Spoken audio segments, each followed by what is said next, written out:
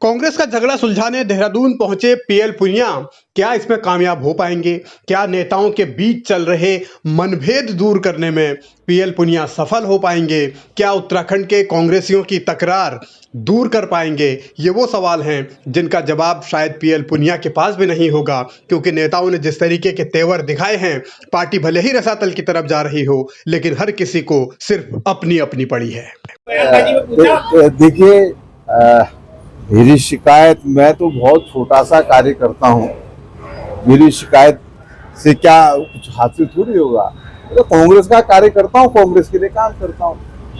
तो चर्चा हुई सर, तो मैंने कहा ना, मैंने कहा कि जो आगे की चुनौतियां कांग्रेस के सामने हैं, उन चुनौतियों से हम कैसे लड़े, उस पर कैसे पार पाने का काम करें, तो इस पर विस्तार से चर्चा हुई।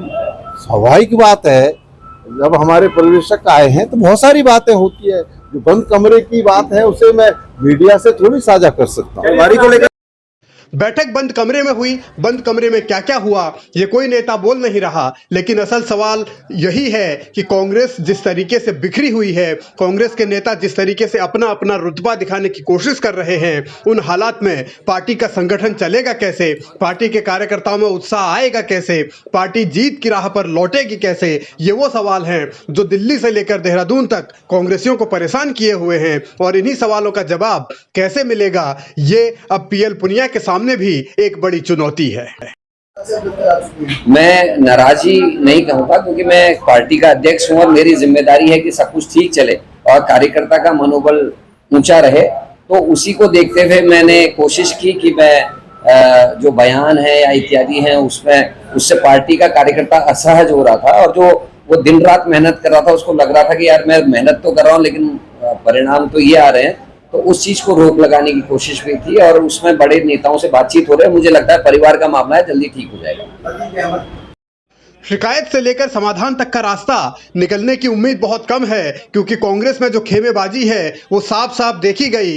कांग्रेस नेता प्रीतम सिंह अपने गुट के साथ अलग तेवर में नजर आए, दूसरा गुट अलग रंग दिखाता हुआ नजर आया, और इन हालात में सवाल यही है कि जब पर्यवेक्षकों के सामने ही इस तरीके की गुटबाजी हो तो फिर उसके बाद संभावनाएं समाधान की रहती कहाँ हैं? क्या नाम बात, आज हमारे पर्यवेक्षक आए, उससे संबंधित आप बात करें। सर, आपने कुछ संगठन कुछ नियुक्तियों को लेकर कुछ मैंने ना पहले कभी कुछ कहा नियुक्तियों को लेकर के, ना मैं अब कहा और ना मैं भविष्य में कहूंगा। जो प्रदेश अध्यक्ष है वो अपनी सुविधा अनुसार जो है संगठन बनाता है और उसको चलाता है। एक चिंता आपने व्यक्त की थी गढ़वाल और कुमाऊं की। मैं कभी मैं अगर आपने मेरे आज तक के बयानों को देखा होगा तो मैंने आज तक के बयानों में कभी भी इस तरीके की बात नहीं कही है। गढ़वाल कुमाऊं 2 मंडलों का राज्य है, हम सब लोग मिलकर के कांग्रेस को मजबूत करने का काम। पार्टी की मजबूती का दावा भले ही किया जा रहा हो, लेकिन हकीकत यह है कि यहाँ पार्टी की नहीं बल्कि हर नेता को अपनी मजबूती की पड़ी है।